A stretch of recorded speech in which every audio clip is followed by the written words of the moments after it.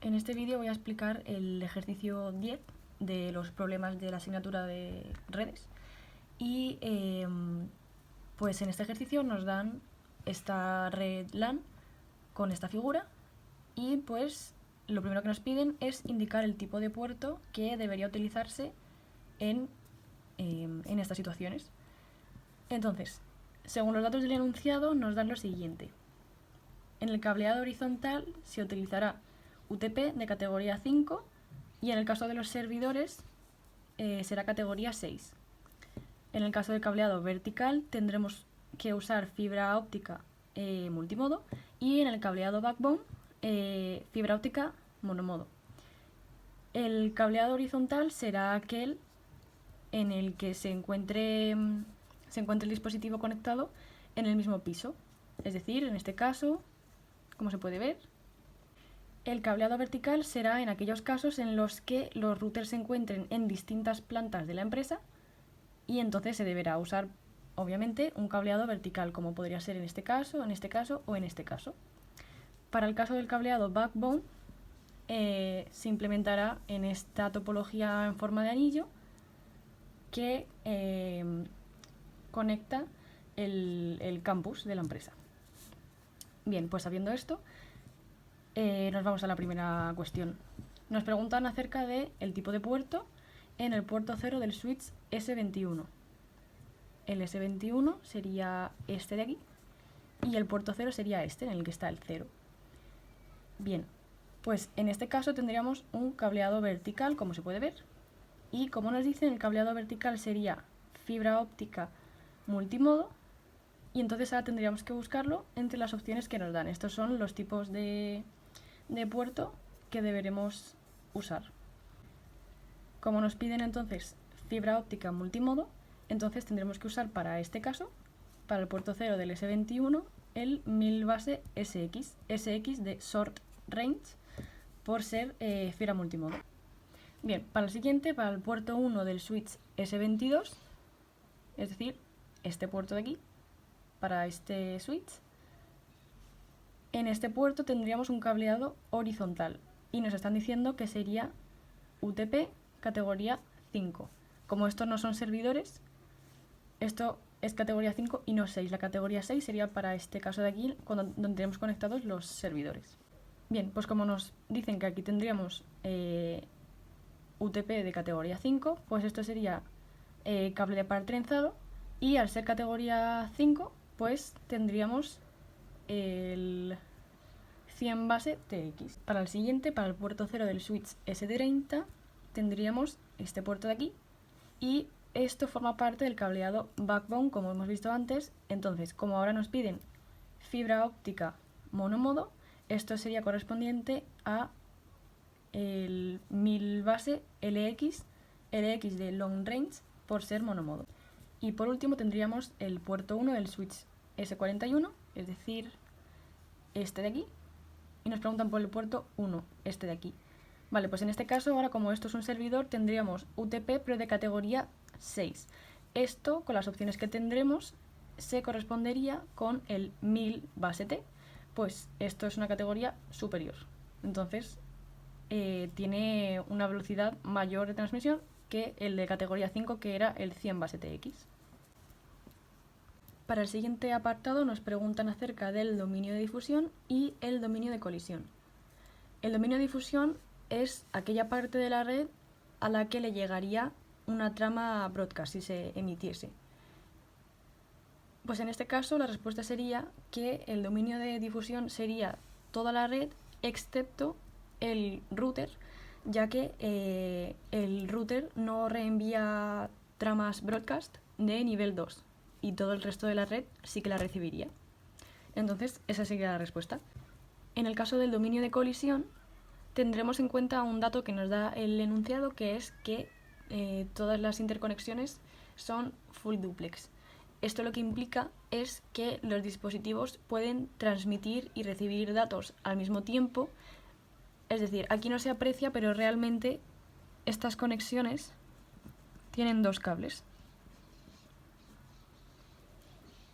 Se envían datos y se reciben al mismo tiempo, por lo tanto no puede haber colisiones, pues los datos se reciben por este cable, por así decirlo, y se transmiten por otro cable, es decir, no existen colisiones. Entonces, el dominio de colisión, nuestra respuesta sería que no hay colisiones, porque las interconexiones son full duplex.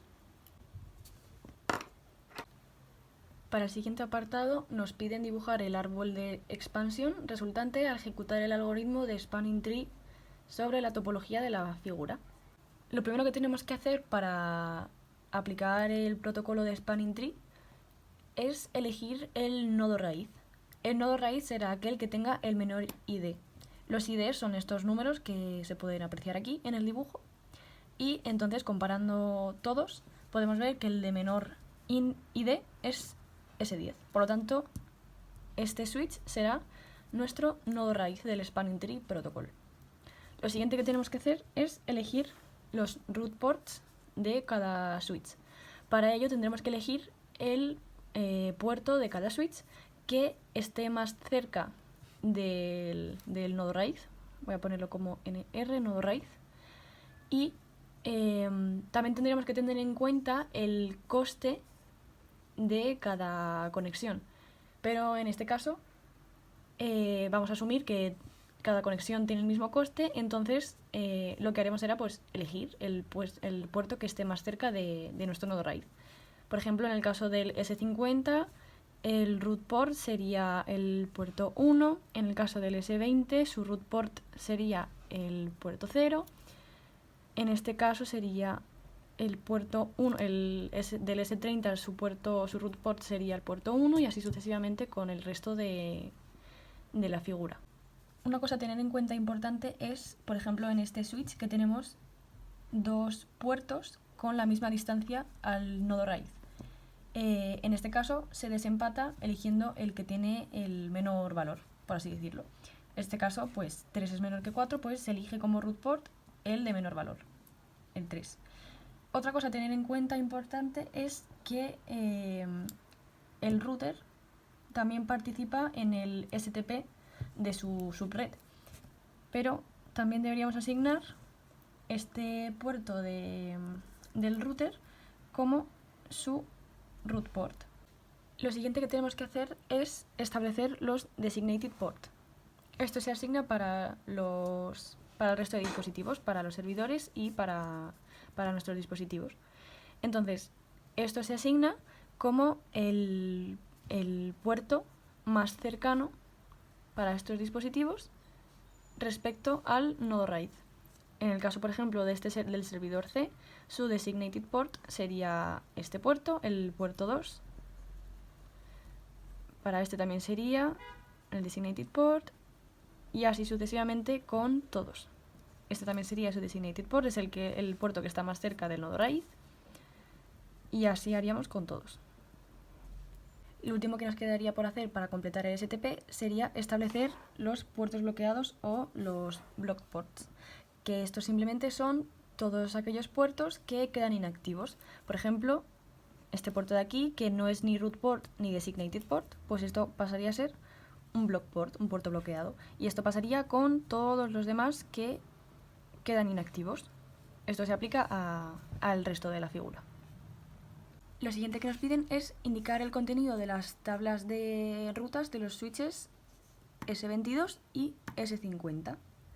Esto después de que se haya alcanzado el régimen permanente en el árbol de expansión. Pues aquí tengo las tablas y en las tablas he incluido el destinatario, es decir, el destinatario A, B, C, D, E o F. Lo mismo las dos tablas y los puertos, que son lo que tenemos que indicar ahora. Vale, en el caso de la tabla de S22 vamos a fijarnos primero en el caso de los servidores A, B y C, cuál sería el puerto, en el caso del S22, cuál sería el puerto por el que se llegaría más rápido a estos servidores.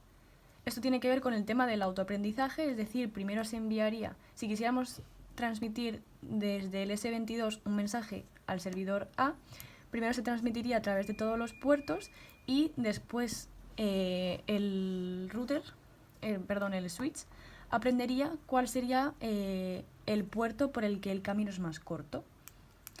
Entonces, una vez ya el switch ha aprendido cuál es el camino más corto, pues simplemente podemos ver que el puerto que más se acerca a B y C sería el 0, y esto va a pasar lo mismo tanto para el dispositivo D como F, menos para el E, que el E, el camino más corto, sería por el puerto 1. Pues eso es lo que vamos a poner. Esta sería la tabla de ruta para el switch S22. Ahora para el S50 podemos comprobar que para estos tres servidores, tanto A, B y C, el puerto más cercano es el 0. Entonces para A, B y C tendremos el puerto 0 en estos tres casos, pero para D, E y F el más cercano es el puerto 1. Entonces, para completar la tabla pondremos que el puerto para enviar un mensaje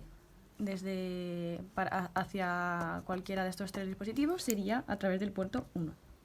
Ahora en este apartado nos dicen que se corta accidentalmente la fibra óptica entre el S50 y el S10. Y nos preguntan que cómo quedaría el árbol de expansión después de este error. Bueno, he vuelto a dibujar el árbol de expansión y pues cambiarían algunas cosas, como por ejemplo los root ports. El nodo raíz seguiría siendo el S10 porque este nodo no ha desaparecido y sigue siendo el que tiene menor ID, esto no cambiaría. Pero cambiarían algunas cosas, como por ejemplo este puerto de aquí. Esto pasaría a ser un root port. Anteriormente, cuando esto estaba conectado, el root port del S10 era este de aquí arriba, como podemos ver aquí. Antes su root port era este, el puerto 1, pero ahora va a pasar a ser el puerto número 2, que de hecho antes era un puerto bloqueado. Pues ahora el puerto bloqueado, por ejemplo en el S10, va a ser este de aquí. Por lo demás, el proceso sería el mismo. Seguiríamos eligiendo el camino de menor coste para los root ports de todos los switches, y para el resto de dispositivos pues elegiríamos el puerto designado de cada switch. Como hemos hecho antes, los puertos designados de hecho no van a cambiar, van a ser exactamente iguales que antes, y aparecerán nuevos puertos bloqueados, como ya he mencionado. Pues ahora, como ahora cambian el rol de algunos puertos, pues otros puertos quedarán activos y quedarán bloqueados. Y eso sería todo.